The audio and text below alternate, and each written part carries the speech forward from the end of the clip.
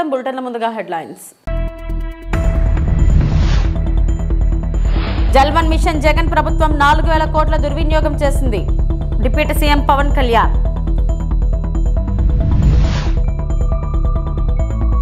విశాఖ మార్గశిర ఉత్సవాల సందర్భంగా కనక మహాలక్ష్మి అమ్మవారిని దర్శించుకున్న హోంమంత్రి వంగల్పూడి అనిత. ఆటో డ్రైవర్లకు మద్దతుగా బీఆర్ఎస్ పార్టీ నిరసన.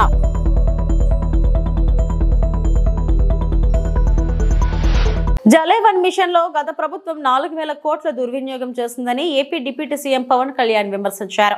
నీటిని ఎక్కడి నుంచి తెచ్చుకుంటున్నామనేది గుర్తించక ముందే పైపులు వేశారన్నారు. విజయవాడలో జల్ జీవన్ మిషన్ అమలుపై గ్రామీణ నీటి సరఫరా పారిశుద్ధ్య విభాగం ఆధ్వర్యంలో నిర్వహించిన రాష్ట్ర స్థాయి వర్క్ షాప్ లో ఆయన మాట్లాడారు. తమ ప్రభుత్వం అధికారంలోకి వచ్చాక 70,000 కోట్లు మంజూరు చేయాలని కేంద్రాన్ని కోరినట్లు పవన్ తెలిపారు. ఈ మేరకు కేంద్ర మంత్రి సిఆర్ పాటిల్ ను కోరామన్నారు. పూర్తి వివరాలతో రావాలని ఆయన సూచించినట్లు వివరించారు. జనవరి నెలాఖరుకు డిపిఆర్ తీసుకుని జల్ శక్తి మంత్రికి ప్రతిపాదన పంపిస్తాం. జల్వన్ మిషన్ ను మరింత బలోపేతం చేస్తాం. అనేక మంది అనుభవిస్తున్న నీటి సమస్య పరిష్కారాన్ని తొలి ప్రాధాన్యంగా తీసుకోవాలి. రోజుకు మనిషికి సగటున 55 లీటర్ల పరిశుభ్రమైన నీటిని ఇవ్వాలన్నదే ప్రధాని మోడీ కళ. నిరంతరం ప్రతి ఒక్కరికి నీటి సరఫరా ఉండాలనే ఆకాంక్షతో జల్ జీవన్ మిషన్ ప్రారంభమైందని పవన్ పేర్కొన్నారు. మీరు రిజర్వాయర్ నుంచి తీసుకొని మీరు అది ప్రజలకు ఇవ్వాలి, అంతేగాని గ్రౌండ్ వాటర్ నుంచి కాదు ఇదని చెప్తే. కానీ గత ప్రభుత్వం చేసిందంతా ఏంటంటే మన అడిగిన పర్పస్ ఏంటంటే కేంద్ర ప్రభుత్వం ప్రాజెక్ట్ ఇది రిజర్వాయర్ నుంచే తీసుకోమని చెప్పింది. కానీ గత ప్రభుత్వం ఈ 4000 కోట్లకు కూడా, ఎందుకంటే మనం కొత్త ప్రభుత్వం వచ్చాక దాదాపు 700 కోట్లు మనం తీసుకున్నాం. మనం చేసిన మనం తీసుకున్నది. ఇప్పుడు జల్ జీవన్ మిషన్ కింద వాళ్ళు అడిగింది ఏంటంటే మనకున్న దాదాపు 38 మేజర్ సస్టైనబుల్ సోర్స్ రిజర్వాయర్స్ ఉన్నాయి మనకి. వాటికి సంబంధించి 95.44 ట్యాప్ కనెక్షన్స్కి 38 వాటర్ రిసోర్సెస్ నుంచి సస్టైనబుల్ వాటర్ రిసోర్స్ని తీసుకోమని ప్రతిపాదన ఉంది. కానీ గత ప్రభుత్వం ఏం చేసిందంటే 4000 కోట్లు కూడా గ్రౌండ్ లెవెల్లో చూస్తే కంప్లీట్గా కేంద్ర ప్రభుత్వం నిబంధనలకు వ్యతిరేకంగా చేశారు. ఏదో 1-2 స్కీములు తప్ప మిగతావన్నీ కూడా అంటే ముందు పైపులు కొనేశారు. ఫస్ట్ ఎక్కడైనా సరే మనం నీటిని ఎక్కడి నుంచి తెచ్చుకుంటాం అనేది గుర్తించడం మానేసి ముందు పైపులు వేసేసారు. అవసరమైతే ఒక బోర్ పాయింట్ తవ్వేశారు. అలా ఇచ్చేస్తే ఇక్కడ మీకు చూపించదలుచుకుంది ఈ ఈ 2 మ్యాప్స్ ఉన్నాయి ఇక్కడ. యాక్చువల్ జల్ జీవన్ మిషన్ తాలూకు ముఖ్య ఉద్దేశం ఇది. 38 సస్టైనబుల్ రిజర్వాయర్స్ నుంచి ఇది దీని మ్యాపింగ్ ఇలా ఉండాలి. ఈ రెడ్ ఎందుకున్నాయి ఇక్కడ, ఈ రెడ్ ఇవన్నీ ఎందుకున్నాయి అంటే ఇవన్నీ బోర్ పాయింట్స్తో చేసింది. బోర్ పాయింట్స్ నిరంతర సరఫరా ఉండదు. ఏదో ఒక 5 నెలలు రావచ్చు, లేదంటే వాటర్ చెరువులు బోర్లు ఎండిపోతే మళ్ళీ ఆగిపోతాయి. సో ఇట్లాగా వీళ్ళు 4000 కోట్లు ఖర్చు పెట్టినా కానీ వాస్తవానికి అవేవి పనిచేసే పరిస్థితిలో లేవు. సో దిస్ ఇస్ 4000 కోట్లు దుర్వినియోగం అయిపోయినట్టుగా మనం భావించవచ్చు. సో అందుకని మళ్ళీ తిరిగి కొత్త ప్రభుత్వం వచ్చాక గౌరవ ముఖ్యమంత్రి శ్రీ నారా చంద్రబాబు గారి ఆధ్వర్యంలో, ఆయన నాయకత్వంలో ఆయన మాకు చెప్పిన ఈ ప్రమాణాలు కానీ ఆదేశాలు కానీ మేము ఈ సస్టైనబుల్ వాటర్ సోర్స్ని ఎంత బలోపేతంగా ముందుకు తీసుకెళ్ళాలి, అలాగే ఎలాగ దీన్ని ఈ కన్జర్వేషన్ ఒక దీన్ని భాగం చేయాలి, దీంట్లో వీటన్నిటిలో మేము ముందుకెళ్తాం. మొన్న నేను సిఆర్ పాటిల్ గారి దగ్గరికి కూడా నేను వెళ్ళినప్పుడు కేరళ 45,000 కోట్లు అడిగింది. మేము అడుగుతుంది కనీసం మాకున్న రాష్ట్రానికి మాకున్న పరిధి కనీసం ఒక 70,000 కోట్లు. విశాఖ మార్గశిరం ఉత్సవాల సందర్భంగా కనక మహాలక్ష్మి అమ్మవారిని దర్శించుకున్న హోంమంత్రి వంగల్పూడి అనిత. మంత్రికి పూర్ణ కుంభంతో స్వాగతం పలికిన అధికారులు. ఆలయ సాంప్రదాయం ప్రకారం మంత్రి చేత అమ్మవారికి ప్రత్యేక పూజలు చేయించిన వేద పండితుల ఆశీర్వచనం అనంతరం హోంమంత్రికి జ్ఞాపికను అందజేసిన అధికారులు.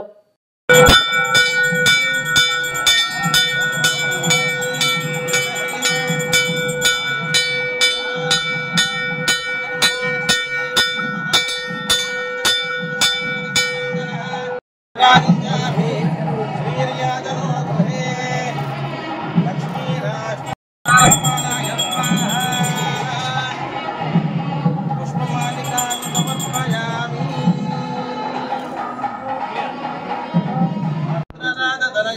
శ్రీరంగరామేశ్వరీ రాజీభూతమస్తదేవపరితాన్ లోకైకదీపాంకురాం శ్రీమన్మంతకటాక్షరభ్రవిభవద్బ్రహ్మేంద్ర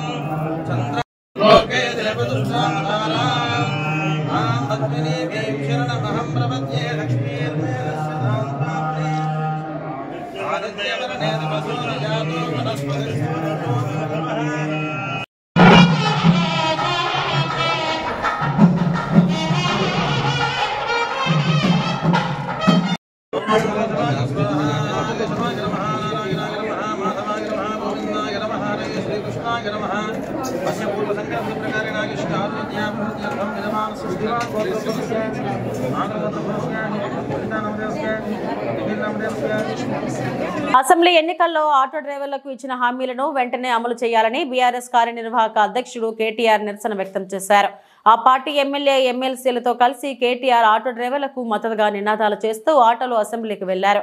రాష్ట్రంలో 93 మంది ఆటో డ్రైవర్ల ఆత్మహత్యలకు కాంగ్రెస్ ప్రభుత్వం కారణమని కేటీఆర్ విమర్శించారు. ఆటో కార్మికుల ధైర్యాన్ని కోల్పోవద్దని, న్యాయం జరిగే వరకు ఖచ్చితంగా పోరాడతామని భరోసానిచ్చారు.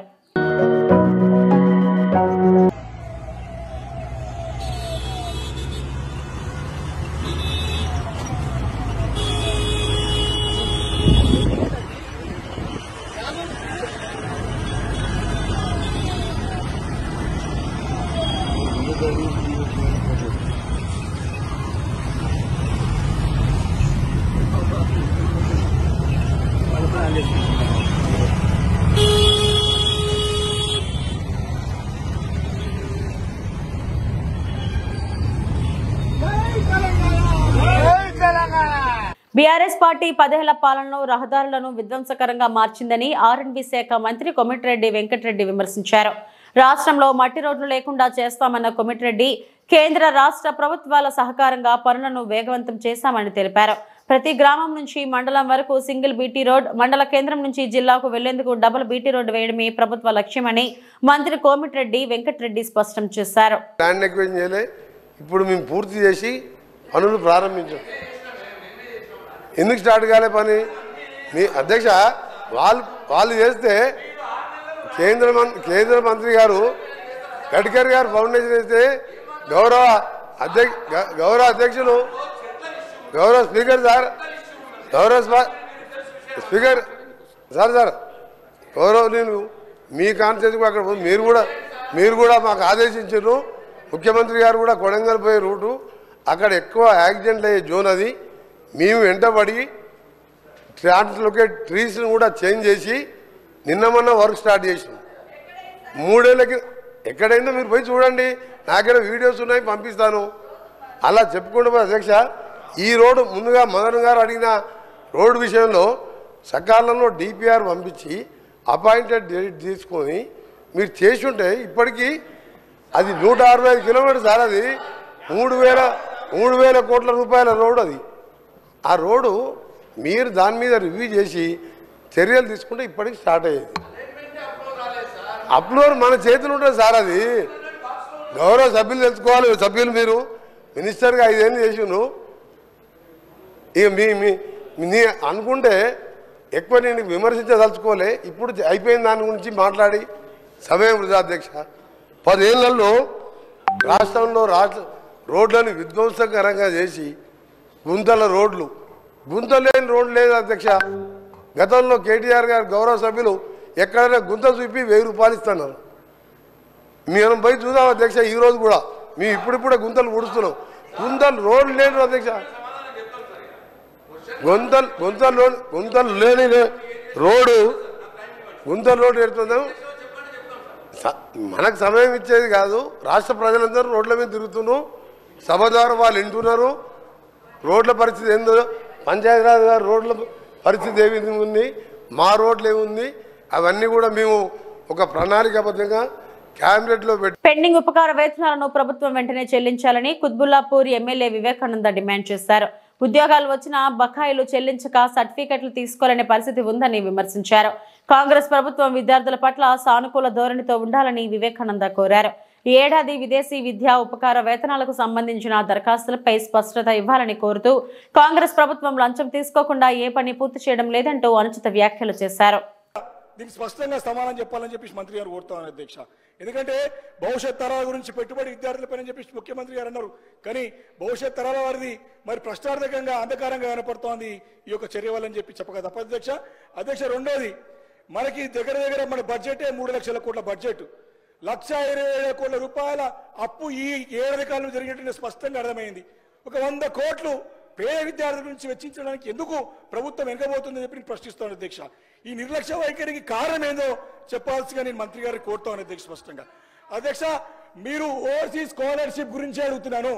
ఓవర్సీస్ స్కాలర్షిప్ లో మీరు ఇచ్చినట్టు మేనిఫెస్టోలో ఈ పేద మధ్య తరగతి అన్ని వర్గాల ప్రజలకు అధ్యక్ష, ఎస్సీ ఎస్టీ బీసీ మైనార్టీ ఉన్నటువంటి అగ్రవర్గాల పిల్లలందరూ కూడా 20 లక్షల నుంచి 25 లక్షల రూపాయలు చేస్తా అని చెప్పేసి మాట ఇచ్చి ఇప్పటి వరకు దానికి కూర్చోలేదు అధ్యక్ష. కొత్త 5 లక్షలు ఎక్కువ కానీ కొండ నాలుగకు మందేస్తే ఉన్న నాలుగు కొడిపోయినట్టు ఉన్న సంవత్సరానికి రాష్ట్రంలో అత్యంత అవినీతి ఎమ్మెల్యే ఎవరు అని పోటీ పెడితే ఆదిరెడ్డి వాసునే మొదటి స్థానంలో ఉంటాడని ఆరోపించారు. వైఎస్ఆర్సీపీ మాజీ MP Margani Bharat dumping yard contractor వద్ద స్థానిక ఎమ్మెల్యే 2 కోట్లు డిమాండ్ చేశారనే ఆరోపణలు ఉన్నాయన్నారు. అలాగే ఇసుక నుంచి వచ్చే డబ్బులు లెక్క పెట్టలేక ఆదిరెడ్డి 3 కరెన్సీ లెక్కించే మిషన్లు కొనుగోలు చేశారట అని వ్యాఖ్యలు చేశారు. రాజమండ్రి మాజీ ఎంపీ మార్గాని భరత్ తాజాగా మీడియాతో మాట్లాడుతూ కూటమి ప్రభుత్వం వచ్చిన 6 నెలల కాలంలో ఈవీఎం ఎమ్మెల్యే ఆదిరెడ్డి వాసు దంతాల లిస్ట్ లెక్కలేనంత ఉంది. కోటిలింగాల ఘాట్ నుండి 4th బ్రిడ్జ్ వరకు ఉన్న 15 ర్యాంపులో డ్రెడ్జింగ్ చేసి 800 లారీలు ప్రతిరోజు అక్రమంగా ఇసుకను తరలిస్తున్నారు. ఇక్కడ ఎమ్మెల్యే మామూలు వసూలు అవుతుంది. లారీకి 8,500 రూపాయలు తీసుకుంటున్నారు. స్థానిక ఈవీఎం ఎమ్మెల్యేకు రోజుకు ఈ ర్యాంపుల ద్వారా 24 లక్షల రూపాయలు ఆదాయం వస్తుంది. ఆనంద్ నగర్, క్వారీ ప్రాంతాల్లో పేకాట క్లబ్లు కూడా స్థానిక ఎమ్మెల్యే ఆదేశాలతోనే నిర్వహిస్తున్నారు. ఇటువంటి ఎమ్మెల్యే అసెంబ్లీలో భూ కబ్జాల గురించి మాట్లాడడం హాస్యాస్పదం. ఎమ్మెల్యే వెనకాలే తిరిగే వ్యక్తులు అనేక చోట్ల భూ కబ్జాలకు పాల్పడ్డారు. ఎమ్మెల్యే గారికి ఒక లారీకి చిన్న లారీ పెద్ద లారీ యావరేజ్ చేసుకుంటే 4,000 రూపాయలకి ఎడుతుందంట. అంటే రోజుకి 600 లారీలు చొప్పున వేసుకుంటే ఈ ఈవీఎం ఎమ్మెల్యే గారి సామ్రాజ్యం రోజుకి 24 లక్షల రూపాయలు ఆయన ఆదాయం. ఎంతండి? 24 లక్షల రూపాయలు రోజుకి. ఇంత దారుణంగా యథేచ్ఛగా ఇంకా వైట్ కాలర్ వేసుకుని మరి దోచే కార్యక్రమం చేస్తూ ఉన్నాడు. శాండ్తో పాటు ఇక్కడ ఆనంద్ నగర్ అదేవిధంగా క్వారీ ప్రాంతాల్లో పేకాట క్లబ్బులు నడుపుతూ ఉన్నారు, బ్రాకెట్లు నడుపుతూ ఉన్నారు. మరి ఏమనాలి అంటే ఇవన్నీ పేకాట క్లబ్బులు నడిపే రింగ్ మాస్టర్ మన ఈవీఎం ఎమ్మెల్యేనే. ఇది కాక అసెంబ్లీలో భూ కబ్జాల గురించి మాట్లాడేటంట. నాకు ఎంత ఆశ్చర్యం వేస్తుందో. వీళ్ళు వెనకాల ఉన్న వ్యక్తులందరూ మరి భూ కబ్జా రాయిళ్ళు వీళ్ళందరూ. భాస్కర్ నగర్లో గౌతమి జీవకారుణ్య సంఘం బ్యాక్ సైడ్ భాస్కర్ నగర్లో ఎన్ని వేల గజాలు హాంఫర్ట్ చేస్తూ ఉన్నారు.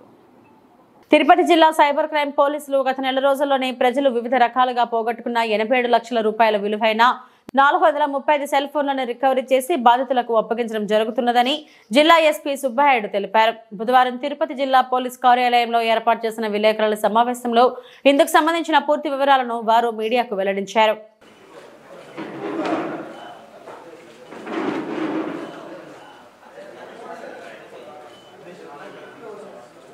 తిరుపతి జిల్లాలో దిస్ ఈజ్ 12th టైం ఓవరాల్గా mobile hunt and CIR application ద్వారా మొబైల్స్ని 435 మొబైల్స్ని ఇటీవల రికవరీ చేయడం జరిగింది. వీటన్నిటినీ కూడా ఆ మొబైల్ యొక్క వినియోగదారులకు అప్పచెప్పడం జరుగుతుంది. దాదాపు 85 లక్షల విలువ చేసే ఈ మొబైల్స్ని ఈరోజు రికవరీ చూపించి వారందరికీ స్వాధీనపరచడం జరుగుతుంది. ఇప్పటి వరకు జిల్లాలో 12వ విడత ఇది. టోటల్గా 7.5 కోట్ల విలువ చేసే మొబైల్స్ని ఇప్పటివరకు మనం రికవరీ చేసి 4,500 మొబైల్స్ని ఇప్పటివరకు జిల్లాలో రికవరీ చేయడం జరిగింది. ఈ మొబైల్ హాండ్స్, తర్వాత వాట్సాప్, తర్వాత సిఐఆర్ పోర్టల్ ద్వారా సత్ఫలితాలని cyber team inspector Vinod and additional SP admin వారి ఆధ్వర్యంలో జిల్లాలో మొబైల్ హ్యాండ్ అప్లికేషన్ ద్వారా సత్ఫలితాలను ఇస్తుంది. ముఖ్యంగా తిరుపతి ఆధ్యాత్మిక నగరం, అనేక మంది భక్తులు వచ్చిపోవడం వల్ల చాలా మొబైల్స్ వాళ్ళు మిస్ అవ్వడం జరుగుతుంది లేదా దొంగిలించడం జరుగుతుంది. దాంట్లో భాగంగా చాలా వరకు రికవరీ చేయగలుగుతున్నాం. మీడియా ద్వారా ఇంకా ఈ పోగొట్టుకున్న వారు ఇమ్మీడియట్గా సాధ్యమైనంత తొందరగా తగిన సమాచారాన్ని సిఐఆర్ మొబైల్ హ్యాండ్ అప్లికేషన్లో ప్రాపర్గా ఫిల్ చేస్తే తప్పకుండా వారి మొబైల్స్ని 100% వెతికి ఇప్పించే బాధ్యత సైబర్ టీం తిరుపతి పోలీస్ తీసుకుంటుంది. మీడియా ద్వారా అందరూ కూడా ఈ mobile hand and CIR portal యొక్క వినియోగాన్ని, ఆ డీటెయిల్స్ని తెలుసుకోవాలని కోరుతున్నాను. అంతేకాకుండా ఈ దొంగిలించబడిన మొబైల్స్ని ఎక్కువగా ఇతర ప్రాంతాలకు కొన్నిసార్లు తీసుకెళ్తుంటారు. అదేవిధంగా ఇక్కడ లోకల్లో కూడా కొన్ని అమ్ముతుంటారు. ఈ షాప్స్ ఓనర్స్కి కూడా ఆల్రెడీ ఇంతకు ముందు కూడా రీసెంట్గా ఒక కేసు తీసేయడం జరిగింది. ఈ మొబైల్స్ని అన్నెసరీ ఎవరో అపరిచిత వ్యక్తి వచ్చి అమ్మితే కొనడం, వారిని మళ్ళీ అమ్మడం కూడా చట్టరీత్యా నేరం. ఏదో రోజు ఖచ్చితంగా సిఐఆర్ పోర్టల్ ద్వారా ఆ మొబైల్ దొంగిలించబడిన మొబైల్ దొరికితే మళ్ళీ వారు కూడా ఆ నేరానికి బాధ్యులు అవుతారు. సో కాబట్టి అన్నెసరీ అపరిచిత వ్యక్తుల ద్వారా మొబైల్స్ కొనవద్దని ఈ షాప్స్ ఓనర్స్ కూడా తెలియజేయడం జరుగుతుంది. ఇసుకపై యుద్ధం ప్రకటించిన విధంగా ఒకే రోజు ఒకేసారి సుమారు 40 ట్రాక్టర్లతో స్వర్ణముఖి నదిలో ఇసుక రవాణా సాగిస్తున్న ముఠాపై రెవెన్యూ పోలీస్ శాఖ మెరుపు దాడులు నిర్వహించి 17 ట్రాక్టర్లు, ఒక జేసీబీని సీజ్ చేశారు. రేణిగుంట మండలం గాజులమన్యం స్వర్ణముఖి నదిలో మంగళవారం సుమారు 40 ట్రాక్టర్లు, జేసీబీలతో ఇసుక అక్రమ రవాణా సాగిస్తున్నారని స్థానిక వీఆర్ఓ విశ్వనాథం ఇచ్చిన సమాచారంతో రేణిగుంట డీఎస్పీ తన సిబ్బందితో సంఘటన స్థలానికి చేరుకున్నారు. 17 ట్రాక్టర్లు, ఒక జేసీబీని సంఘటన స్థలంలో ఉండటంతో వాటిని అదుపులోకి తీసుకుని గాజులమన్యం పోలీస్ స్టేషన్ కి తరలించారు. అందులో 8 ట్రాక్టర్లు ఇసుక లోడుతో ఉండగా 9 ట్రాక్టర్లు ఖాళీగా ఉన్నాయి. డీఎస్పీ శ్రీనివాసరావు అదుపులోకి తీసుకున్న ట్రాక్టర్లు, జేసీబీపై కేసు నమోదు చేస్తున్నామని అన్నారు. ఇసుక అక్రమ రవాణా వెనుక ఎవరెవరు ఉన్నారనేది దర్యాప్తు చేసి వెనకాల ఉండే వాళ్లపైన కూడా కఠినమైన చర్యలు తీసుకుంటామని తెలిపారు. సమాచారం మేరకు ఈరోజు మా డిఎస్పీ గారు, సిఐ గారు, మా సిబ్బంది పిల్లపాలెం గ్రామ పరిధిలో అక్రమంగా ఇసుక తరలిస్తున్నటువంటి 15 ట్రాక్టర్లు, జేసీబీని మేము సీజ్ చేసి ఈ సంఘటనపై మేము కేసు నమోదు చేయడం అనేది తదుపరి విచారణ నిమిత్తం దర్యాప్తు చేస్తాం. సార్ దాని విషయం ఎట్లా సార్ ఉన్నారు తీసుకుని వస్తున్నారు. కుప్పం బైరగానపల్లి 3వ వార్డులో గల వైసీపీ నాయకుడు ఆండెప్ప ఆధ్వర్యంలో ఉన్న రైస్ మిల్లులో అక్రమంగా రేషన్ బియ్యము పాలిష్ చేస్తున్న వైనం. రైస్ మిల్లుపై ఆకస్మికంగా దాడి చేసి ఆంధ్ర, తమిళనాడుకు చెందిన ప్రభుత్వ రేషన్ బియ్యాన్ని స్వాధీనం చేసుకున్న పోలీసులు. సుమారు 5 టన్నుల రేషన్ బియ్యంను స్వాధీనం చేసుకున్న పోలీసులు. వైసీపీకి చెందిన ఆండెప్పపై కేసు నమోదు చేసి రేషన్ బియ్యంను స్వాధీనం చేసుకున్న పోలీసులు.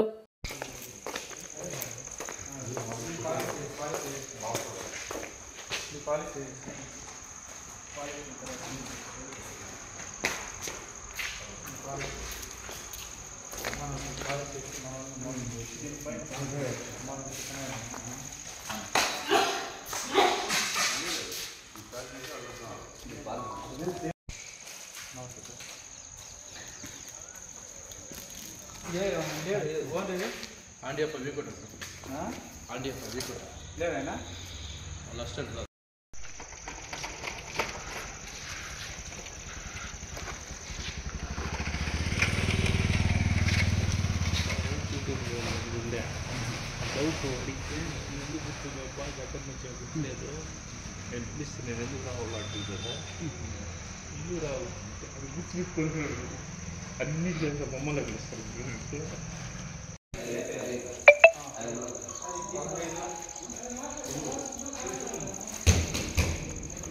సెటిల్మెంట్కి వస్తున్నా సార్.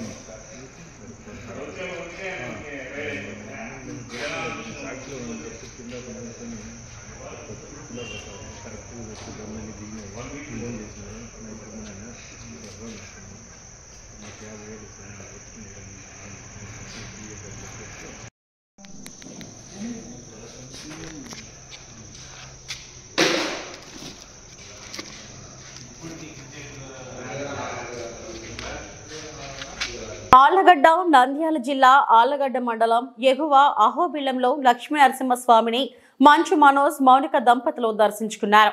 మంచు మనోజ్ మౌనిక కలిసి ఆలయంలో కాసేపు ఏకాంతంగా గడిపారు. ఈ సందర్భంగా అహోబిలం రావడం సంతోషమన్నారు. అహోబిలం రావాలని చాలా సార్లు అనుకున్నామని, సినిమా షూటింగ్ ఇతర పనుల వల్ల రాలేకపోయామన్నారు మంచు మనోజ్. దేవుడే పిలిపించుకుంటారు అంటారే, అది నిజమన్నారు. ఎంతో భారంగా వచ్చానని, ఇప్పుడు చాలా ఆనందంగా ఉందన్నారు. మనసు కష్టంగా ఉంటే ఎవరైనా అహోబిలం రావాలని విశేషమైన దేవాలయమన్నారు. నరసింహస్వామి మీకు ఎప్పుడు తోడుగా ఉండాలని కోరుకుంటున్నానన్నారు మంచు మనోజ్. మంచు మనోజ్ సినిమా విషయాలు తెలుపుతూ, ప్రస్తుతం భైరవ మూవీలో నారా రోహిత్, బెల్లంకొండ శ్రీనివాస్తో నటిస్తున్నాను. అలాగే మీరాయి మూవీ, కిషోర్ తిరుమల మూవీలలో నటిస్తున్నానని తెలిపారు. ఈరోజు ఇక్కడ అహోబిలంకి రావడం నాకు చాలా సంతోషంగా ఉంది. మాకు ఎప్పటి నుంచో అనుకుంటూ ఉన్నాం. నేను రావడం ఫస్ట్ టైం. వెళ్ళినప్పటి నుంచి వెళ్దాం అని చెప్తున్నారు, కానీ అనుకున్నాం కానీ ఎన్నోసార్లు కుదరలేదు. దేవుడే పిలిపించుకుంటారంటారు చూడండి, అది నిజం, మాటలు నిజం. ఈరోజు ఆలగడ్డకి నిన్న మా అత్తగారు జయంతికి పాపని మొట్టమొదటిసారి తీసుకొచ్చాం. అండ్ అది కూడా అత్తగారి జయంతికి తీసుకొద్దాం అని ఎప్పుడు ఎంతో కాలంగా చూస్తున్నాం. షూటింగ్లు జరుగుతుంది. ఆవిడ పనుల మీద ఉన్నారు, పిల్లలు. సో ఫైనల్గా నేను బ్రేక్ తీసుకొని ఆ ప్రొడక్షన్ కూడా నాకు ఆఫ్ ఇవ్వడం థ్యాంక్ యూ. అండ్ ఈరోజు ఇక్కడ రావడం చాలా మనసు శాంతిగా ఉంది. ఎంతో మనసు భారంతో వచ్చాను, ఇక్కడికి వచ్చాము. అండ్ ఊరికి రాగానే మా బంధువుల్ని, మా ఇంట్లో వాళ్ళని, ఇక్కడ అందరినీ చూడగానే చాలా ఆనందంగా ఉంది. వాళ్ళ ప్రేమ, ఆప్యాయత. అండ్ అలాగే ఒకరోజు ఉండి గుడ్లన్నీ తిరిగి వెళ్దాం, ఇక్కడ అహోబిలానికి వచ్చి వెళ్దాం అని నేను రాత్రి రావడం జరిగింది. వచ్చి తిరిగి వెళ్ళాము. కొంచెం చీకటి పడింది వచ్చేసరికి. లేదు, తెల్లారుజామున మళ్ళీ వద్దామని ఈరోజు మేము పొద్దునే బయలుదేరాల్సి ఉండి మళ్ళీ గుడి దగ్గరికి వచ్చి ఇక్కడ టైం స్పెండ్ చేసి కొంచెం దేవుడి దర్శనం, ఇక్కడ కొంచెం టైం స్పెండ్ చేస్తేనే మనసు చాలా ఆనందంగా ఉంది. ప్రతి ఒక్కరూ ఎవరికి మనసు కష్టంగా ఉన్నా, గుండె భారంగా ఉన్నా ఇక్కడికి రండి. చాలా విశేషమైన గుడి. ఇక్కడ వచ్చి ప్రార్థించుకొని అంత మంచి జరుగుతుంది. ఆ నరసింహస్వామి ఎప్పుడూ తోడుగా ఉండాలని, మాకు, మా కుటుంబానికి, మీకు, మీ కుటుంబానికి తోడు ఉండాలని కోరుకుంటున్నాను. Thank you. సినిమాల గురించి చెప్పండి సార్. అవునండి, భైరవం అనే సినిమా షూటింగ్ జరుగుతుంది ఇప్పుడు. నేను, నారా రోహిత్ గారు, అలాగే బెల్లంకొండ సాయి గారు ముగ్గురు కలిసి చేస్తున్నాం. విజయ్ కనకమేడ్ల గారి డైరెక్షన్లో, రాధామోహన్ గారి ప్రొడక్షన్లో. అలాగే పీపుల్స్ మీడియా ఫ్యాక్టరీలో మిరాయి అనే సినిమా చేస్తున్నాను, కార్తీక్ ఘటకునేని గారి డైరెక్షన్. ఇప్పటి వరకు నా బులెటిన్ అప్డేట్స్. నమస్తే.